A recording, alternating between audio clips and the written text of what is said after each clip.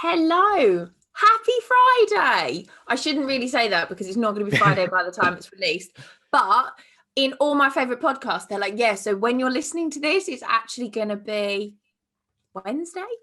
Yeah, usually Wednesday we get it released. Okay. Happy Wednesday, everyone. How are you, Luke? Oh no, I'm all right. As well, like I know I just had a little rant to you off air, as they say in the I like business. it. Sounds so professional. But like, I bought a new rack for the garage gym, Yes. and like the little J hooks.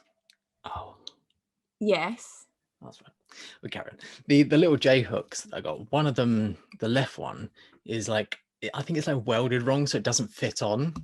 So Oh, then, that's annoying. yeah, put the whole rack up. That was annoying. Their message company, and so they sent out some new ones again.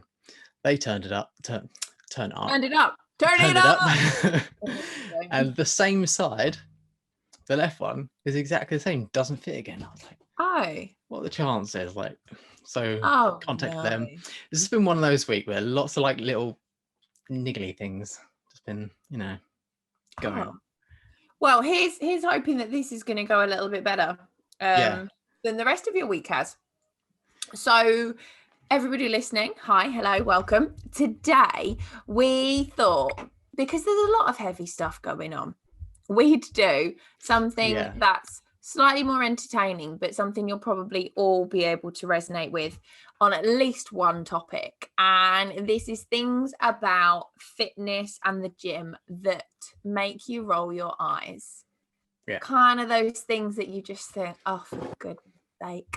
And when people start to engage you in conversation about them, maybe you just switch off and walk away. So this is today's fun Friday / Wednesday, whenever you're listening to this. Luke, do you want to start us off, because it is your girlfriend that we have to thank for this topic? And yes, I can't keep pretending that it's not. It actually is. It's Sarah. Yeah, she gives us some good topics, actually. She really does. She's a great person to have on the team. Yeah, ish. Oh, wow. You don't have to live with her. Girl. No, that's true. Right. I'll start us off actually by the one that she mentioned. Waist trainers. Oh, what a really good place to start. I would like to point out a waste of time. Literally a waste. Oh, funny. I've never worn one in my life. No. Never. Okay, so let's start with the concept behind them that a lot of people portray. Now, I hear two different kind of sides to the argument, and because when I was talking to Sarah about it the other day, she was like, "What is the point? What do people think it is?" And I was like, "Well, some people think that it's to, like weightlifting belts, engage the core and sort of almost train it as you're doing other things." Then you have the other side of it, that people promote that it stops you engaging your core, so you're not building that muscle as you're doing other things. Right. So what, for the purpose of that being that you don't get a thick waist? Yeah. Okay. Pretty much. Because obviously we all, really, women, we're all very aware that we all want to look like Kim Kardashian with a 5-year-old's waist. Yeah. And a big old ass. And like, let's go into like a couple of like the little why is it so frustrating? Like, one, what we're trying to do in the gym is actually train, and one of the things that most people want is a good set of abs or good core. So yeah, like, you want that to be trained. So if you're wearing a waist trainer to almost disengage your core, and then you're going to do some ab exercises, like, what's the thought process behind that? Don't know. Kim Kardashian does it, so therefore the majority of the fitness industry look to her and go, that's what we need. But that's the thing, like, you have internal organs. These take up quite a significant amount of space. the space that they take up is what you need. There's no point trying to squash that more. Yeah.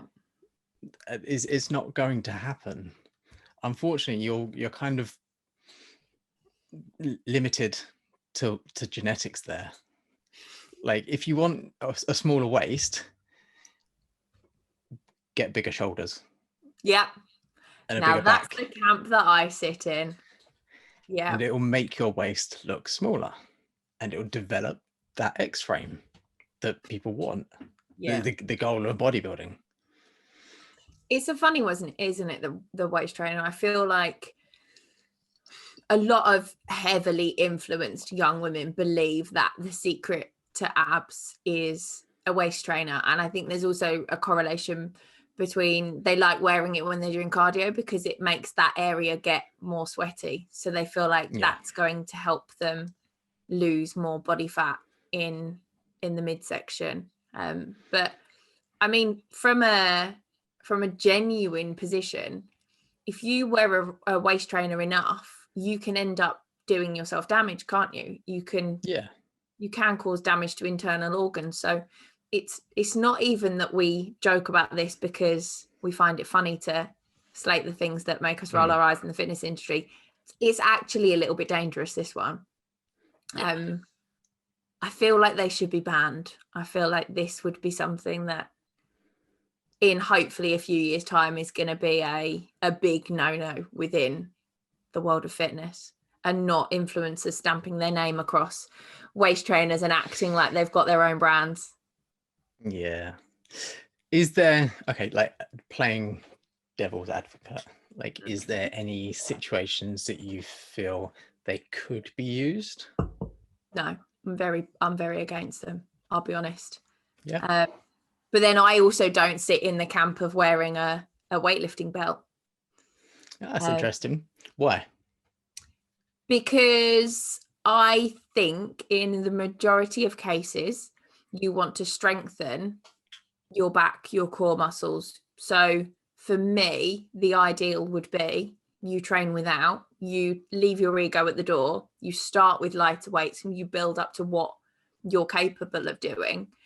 I feel like there is probably a good proportion of the people in the gym that you see wearing one who do it because they think it makes them look like they've got more of a clue, and it becomes a bit of a safety blanket. Yeah. One of my notes was weight belts for everything. Yes, I love it when you see people doing bicep curls with them on, or they're doing it on, if you do heavy deadlifts, heavy back squats, heavy Romanians, things like that. I've got a couple of clients that wear them and I don't argue with them about it because that's their prerogative, and the two that wear them actually are ones who have had previous back and hip issues. So I think for them it's more of an aid because they've had previous injuries. Kind of using it as a cue. Yes. But when you see these big old guys who are also geared up to the eyeballs, swinging their dumbbells around, doing their bicep curls with a weight belt, I just think, oh, do you even know what that's for? I know, very judgmental, but that's me. Now, I'm sort of in agreement to an extent with you. For the majority of people, it's unnecessary. They're not needed. And for the majority of lifting, they're not really needing. They can provide some use in certain situations, like saying with heavy squats, heavy deadlifts, purely down to like the concept of them is to brace against. So it's not a case of just wearing it as support. What you're trying to do with a weight belt is brace against the belt. So you're actively forcing, in essence, your gut against it. This creates a higher degree of intra-abdominal pressure, which helps to then stabilize the spine, stabilize the core, and just create additional force within that. So in similar technique that we use, like the Valsalva maneuver, like by holding your breath into that deep position, that can help increase stability. And it is almost like saying a cue to think about and force yourself to do that. But again, that's quite like, you're not getting, like you say, Dave when he's doing his bicep curls doesn't really need to be wearing his belt. No. And you've got different types as well. Like when we're talking about weight belts, you can get back supports that are they're deeper and they are slightly different. They're more like wraps just round, and they've got long like longer support up the spine, so it helps you kind of keep that almost kind of postural support to a better degree. Or you've got the thicker like leather belts that are used to brace against, and then they're thinner because obviously if you're doing things like squats where there's some movement at the hip, or that you're getting in tighter position, like a bigger belt, it could cause like issues there. It's just not comfortable, and like you pinch around your belly and all that. But again, like, yeah, so is situationally they can be useful, but we'll put them in the maybe people, pile then. So we've got a definite no for the waist trainers, we've got a maybe on the weightlifting belts, but yeah, not using them for your upper body, please, people. No. Partly because if you genuinely want to get stronger, and I know there's probably the same level of argument around wrist straps and things like that.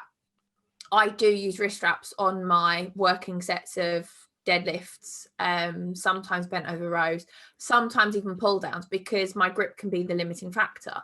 But there are a lot of people out there and a lot of coaches out there that think you should just work on your grip strength, and the more you rely on anything, whether it's a belt, a strap, the less you're going to train your body, the specific muscles or whatever it is, to actually be able to do it without. And I guess the argument would be, if you're training for general fitness, you don't actually need any of the add-ons. Not really, because you're not training to lift insane amounts of weight. And again, that's all situational as well, because like I saying, if your grip strength is the limiting factor, then you want to be able to push yourself to the target muscle, and if it's aiding you to train better in that degree, then that can be a useful tool. If it's something you're just wearing for the hell of it, like, then there's no benefit to that. No. But take me, for example, I've got some quite big forearms. Like, I don't want them really to be bigger, because if I buy shirts, like, they get stuck around my forearm. So I have to get bigger shirts, and then it's like baggier, and then it just doesn't fit. I remember once my forearm literally just by the elbow split a shirt, and I've never been so horrified / impressed in my life. I was like, yes, but also, oh God, I really like that shirt. Yeah. It's hard. And so I've started using straps a bit more, because from a long time of not training heavy, not doing a lot of sort of heavy deadlifts and grip dominant strength like training, like my grip strength isn't that great, and I'm trying to provide more focus to the target muscle that I'm working. So I'm using straps in some things that maybe I wouldn't have before, just to help even provide like I say, a mental cue to not think about gripping the bar as hard as I can, but thinking about the movement pattern, what I'm trying to do, similar to using like cuffs and things like that. I'm just trying to essentially find better ways to engage the target muscle that I'm trying to work. Excellent. This one probably leads me on to one of my biggest bugbears. Ooh, yeah. And I have once upon a time been known to use this item, and I regret that. It's a decision I deeply regret. The next thing that I'm going to throw into our eye roll box is those weight gloves. Oh yeah. And it's really sadly mostly women that wear them, because they go, oh, but I don't want calluses. Yeah, I've had that with a couple of guys saying that as well. Oh, guys too? Oh, great. Wusses. Yeah. My argument against, they change your grip. So again, if you say you go into the gym and you always use these absolute partner repellent things, if you use them all the time but one day you forget them, you're not potentially going to be able to lift anywhere near what you would without, because again, it's something else, especially the more padded ones, that's going to change your grip on that bar or those dumbbells, isn't it? Yeah. There you go. That's my eye roll pile. I much prefer, like, I like just using liquid chalk. I love liquid chalk. It's one of my favorite things, and I get sort of fairly clammy hands, and you know, like barbells get a bit like slippy and just generally kind of sweaty in there. So I love like a bit of liquid chalk. It's like a nice confident grip, and you just feel good with it. Agree. So, I still have a photo that pops up on my Instagram memories of the time I went for, I think it was a 100 kilo deadlift, and I split a callus right open, and that to me was, I've made it. I'm a gym girl now. I'm not saying you need to get to that point, but wow. I remember ripping one open on doing some like a tractor tire pulls. So nice dirty tractor tire just ripped open my hand, blood everywhere. It was good. Sexy thing. Okay. What's your next eye roll? I've not one that I've actually noted down, but I've seen a couple of videos about it lately. Okay. And I haven't actually experienced this in the gym because I don't know how I would know. But let's kind of term it under stupid kind of videos that tell you to do certain things. And there's people recommending using butt plugs in the gym. Oh wow. Yeah. Can confirm I've never tried that. Is this to is it like from like a posture perspective? I think it was like to engage the glutes more. Oh wow. Okay, so hip thrust with a butt plug. Probably wouldn't recommend that. Yeah. Okay. But you see some stupid shit on videos, like just generally, like TikTok's probably the worst thing about the last 2 years. Yeah, there's some awful things on there, and let's expand that a little bit actually, because this is one thing we said about the other day, is where influencers are promoting things like stupid little band walks and kickbacks and whatever it is, promoting that it has built their body and that these are the workouts that you should do, etc. But that is not how they have built their body. One, is probably genetics and they've got a pretty decent body anyway. Two, they've been lifting in the gym for last 7 years, and now they've been doing like a week of banded walks around their home, and they're like, oh, this is the thing you need to do if you want to build a body. It's like, well, no, that is not the thing.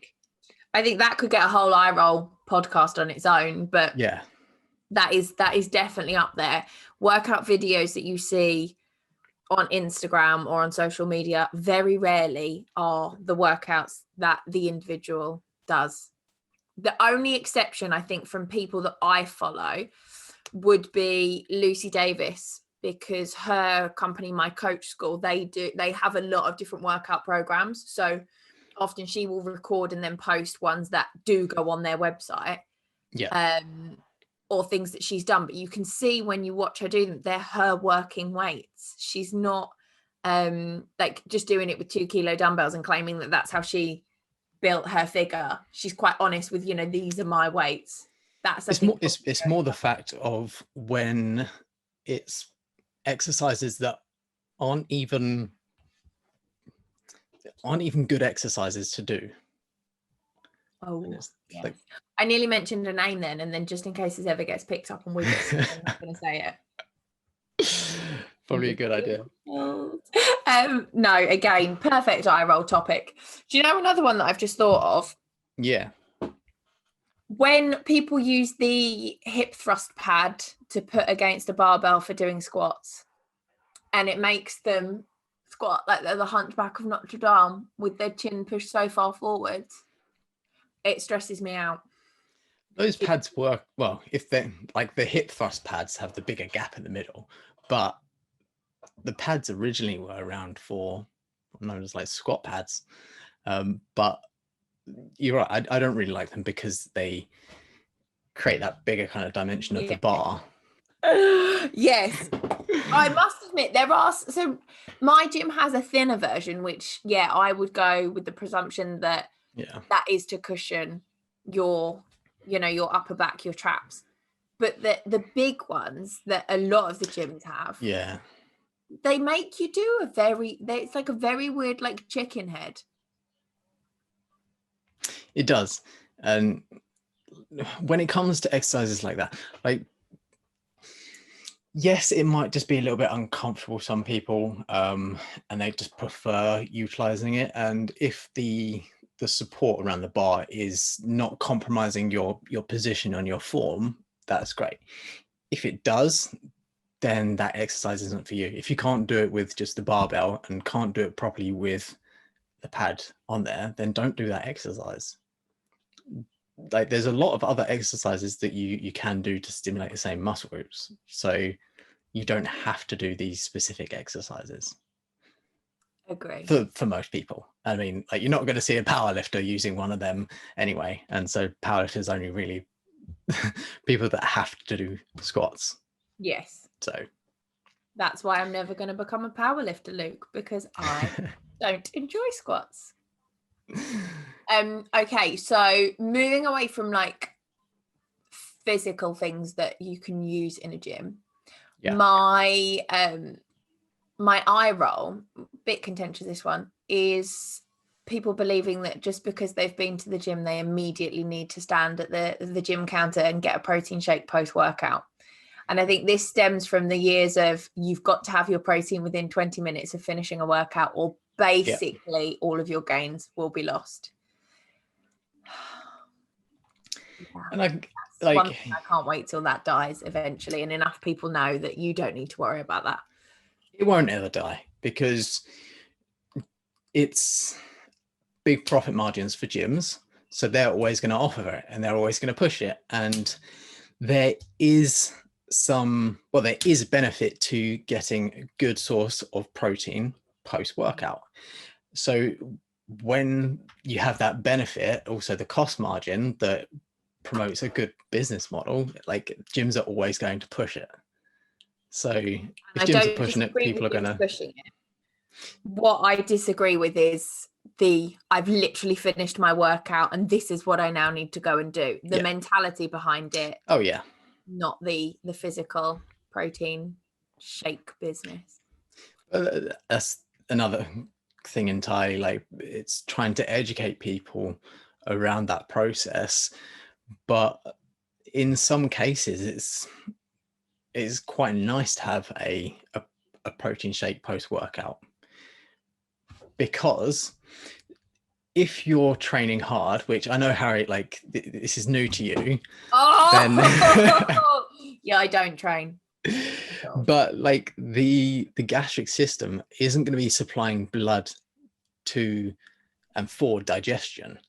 So if you're going to be then going to sit down and trying to eat, sometimes it's not comfortable and it's hard to eat straight after you train, or fairly close to train. Obviously we don't need to eat straight away, but if we're, for example, in a mass gaining phase where we probably got to get a fair amount of food throughout the day, then like, we're wanting to kind of spread this out, and it's going to be easier to kind of consume that opposed to a larger meal, or just general sort of time of when you're training. It just might make sense, and it might be an easy opportunity to get a serving of protein in before like your evening meal or something, if you're training after work. So I don't think it will ever die, but it is a bit of an eye roll when people think they have to. Okay, we semi-agree on that one. That's okay. Okay, I'm going to take it away from like you're saying, away from the things and into some like habits. Talking through your working set from either a PT or just like the person actually training, because I see it with PTs just chatting about random shit. You just definitely to their saw it clients. with me. But no, Yeah. you're still No, I know. focused on I do know exactly what there's some sets if like it's working through, but if someone's going through some like heavy squats or something that's fairly compound, and like the client is paying you money for your expertise to take them through the training. And sometimes I see PTs just rambling and ranting to their clients about what they've been doing that morning or whatever, and not even paying attention to what the client's doing. And it's just like there's no focus on the training.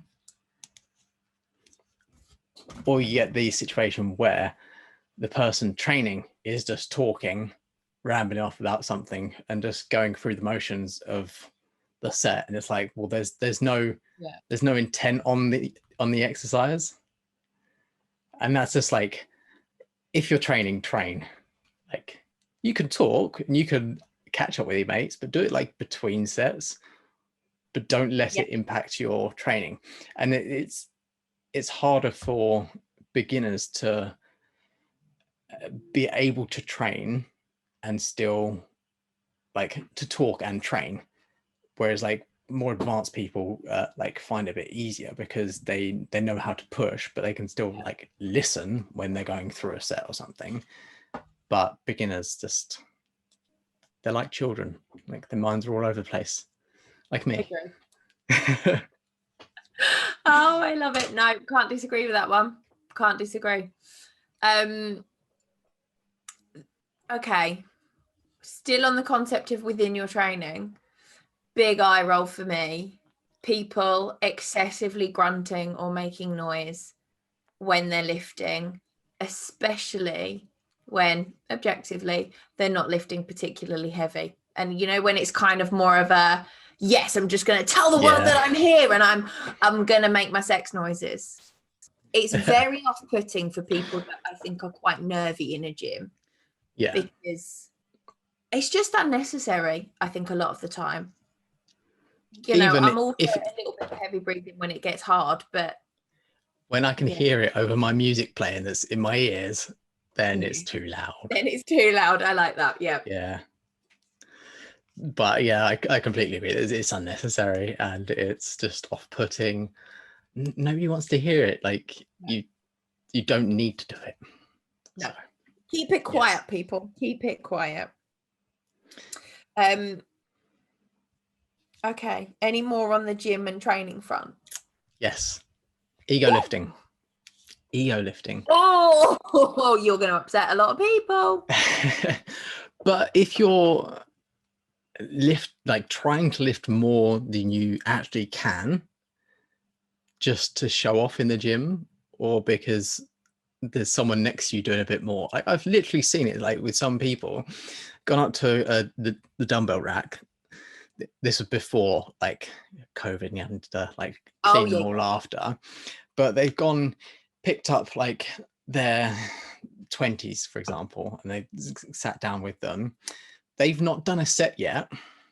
Someone else has come up, sat down, picked up like the 25s, gone down and started doing their set. They've put the other person put their 20s back, gone up and picked the 28s up, and then try and do a set with that, and then arms going all over the place. I'm like, wait, what? Why? Yeah.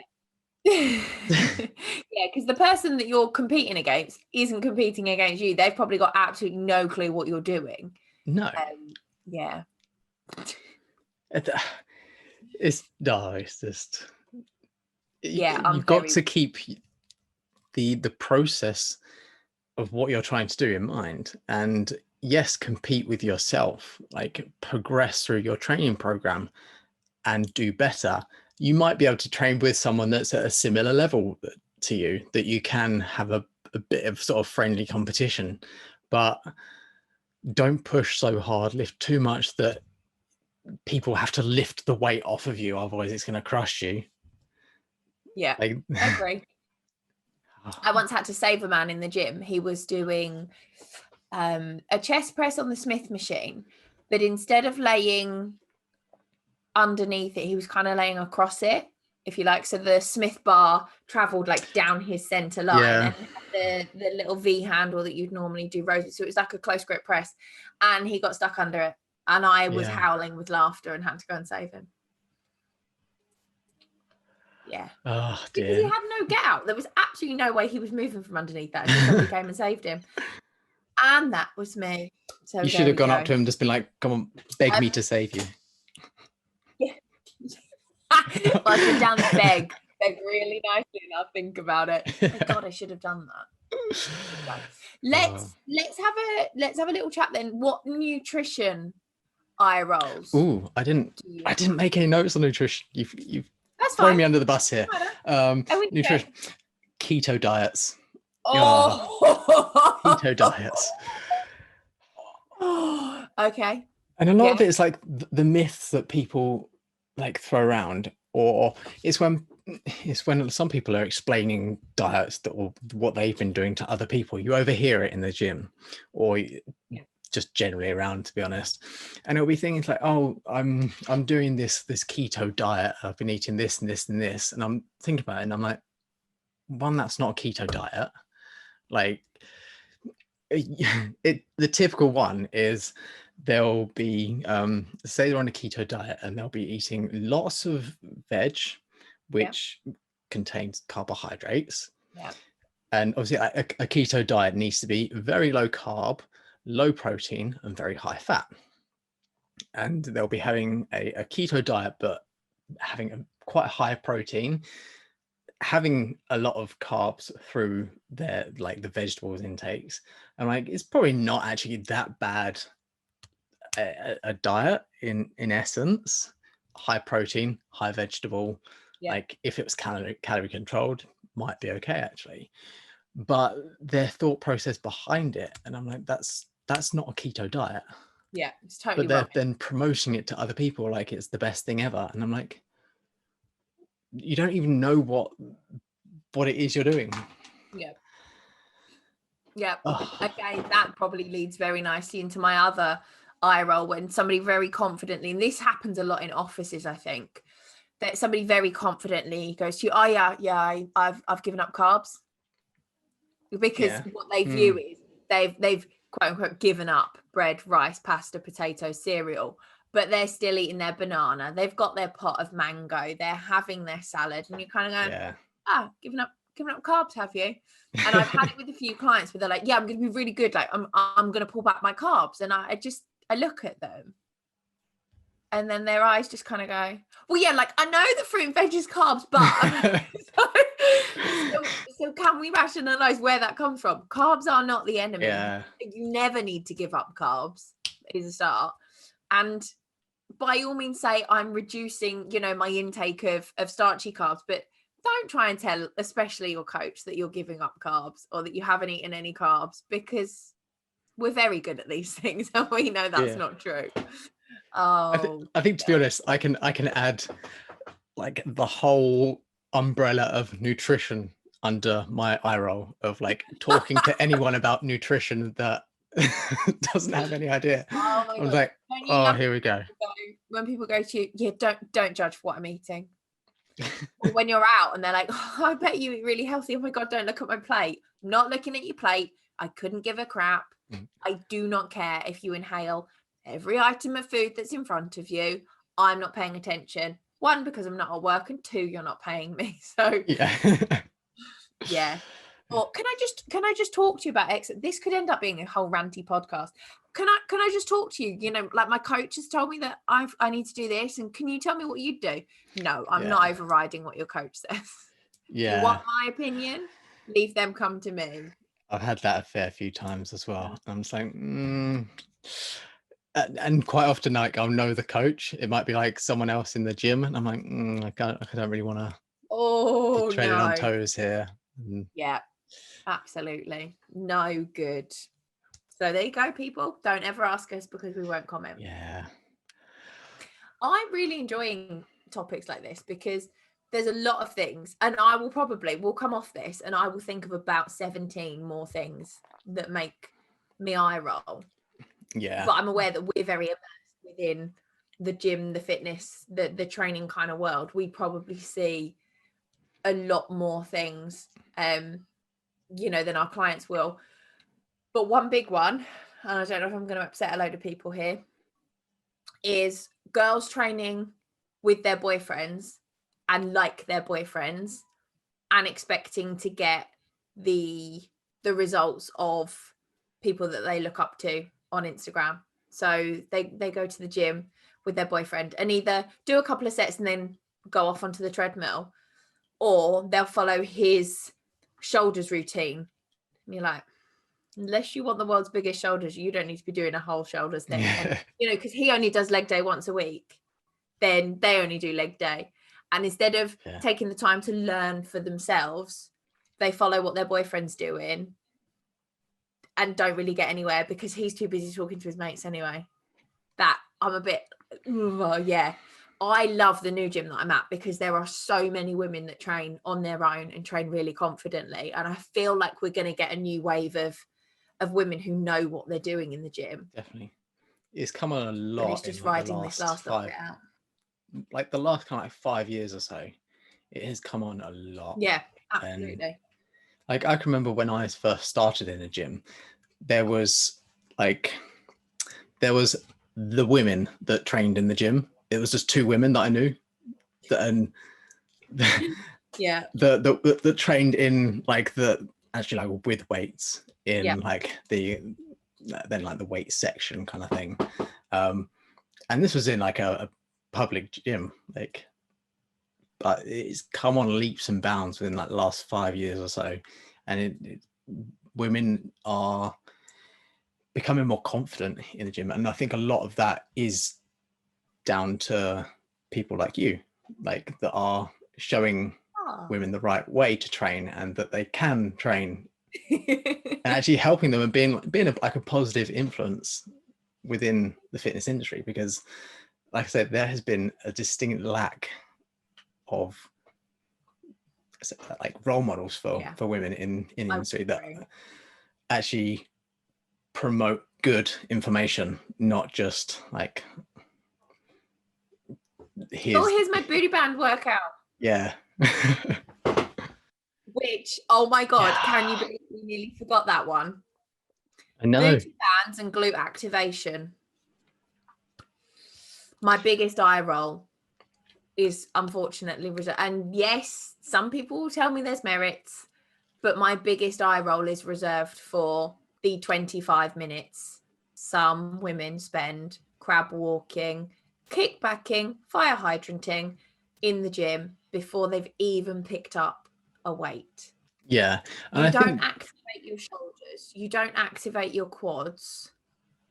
Why have we now decided that that's the way to grow a bum? I've never done a glute activation exercise in my life, and I think I've got a relatively okay bum. I think a big part of that has come around from even just going back, like I say 4 or 5 years ago, no one really trained the glutes. It was this kind of like directly, it was this elusive muscle that didn't really exist, and you only really done like the compound movements like your squats, your RDLs, and things like deadlifts that yes has good stimulus to the glutes anyway. But then it had this kind of light shown on it that yes, for a well-functioning hip, and if you want to improve like your deadlift strength or your squat strength, then that this is a very large muscle group that can provide a lot of benefit going through this. And then it just kind of got flooded from there. Like I say, it's gone from, okay, you could probably just do with like a couple of warm-up sets just to kind of make sure that we're firing on all cylinders, we're warmed up, we're ready to go. And that kind of neurological connection with, okay, I'm trying to actually provide focus to contracting this muscle, to spending half an hour on it that's not really got any load. Yeah. And it's probably not going to really benefit you that much. Yeah. Team go hip thrust. Go hip thrust. I can remember doing hip thrusts in like say a good like 6 years ago when like you must have been the only boy doing those. Oh, I was. It was quite funny. I was like the only person. It was like Literally the only one. a gym full of men, and there's just me doing hip thrust in it. I'm like, oh, Luke, you've always been a hit with the boys, though. oh yeah, that's why I got a good booty. I love it. Right, time for one last topic. Anything that is going to spring to mind. We might have to do a second episode of this. I think we will. Spending £200 or so a month on supplements and not even knowing your calorie intake. Oh, he went so far in. However, yeah. Oh dear Lord, you cannot out supplement a poor diet, people. We're going for test there's boosters, not a huge portion of fat loss pills, yeah, BCAs. Oh God, stop. Oh, okay. I've been that BCAA girl, but not at the expense of active protein. But yeah, if a huge proportion of your weekly food budget is not on your lean protein sources and your fruits and vegetables, the last thing you want to be looking at is what fat burners can I buy and when do I get my next order of BCAAs and how many pre-workouts can I nail before my circuit class. Not necessary. Sorry. It's the basics are the basics for a reason, aren't they? Exactly. And when you haven't got those fundamentals in place, like they're not going to provide any additional benefit. Like it's like taking a pre-workout and not even training. It's like, what's going to happen? Nothing.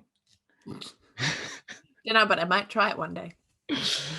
I've done it before. Like I was having a pre-workout on the way to gym, and then something happened and I couldn't go to the gym. I think I got like stuck in like so much traffic, and then I had to go somewhere to be at work or something. And I was like, my God, just like back when I was like took too much like beta-alanine, I was like itchy face. I'm like, Oh, I love it. There you go. And you also learn from this, not just things that make us eye roll, but things that we've also done ourselves. Oh yeah, we've done all of this, and I think that's the big part of it. It makes our eyes roll because we know how stupid it is now, like looking back at it. And a lot of this stuff comes down to just education and understanding the basics, understanding what works and reasons behind things, and being analytical in your approach to understanding things. Like when you look at something, ask yourself, what is the benefit of that?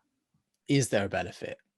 Or is it something that's probably just a load of hogwash? And I don't think I've ever used that word in my life before now. I love it. I'm here for your use of the word hogwash. And on that note, let's leave part 1 of things that make us eye roll, and we can start compiling our lists for part 2. And I think it's going to be equally as long and juicy. Lovely. Fantastic. There you go, guys. Feel free to message us with any of your eye roll topics because we'd like to talk through those as well. We'll get some more. Excellent. Speak to you next time. See you later.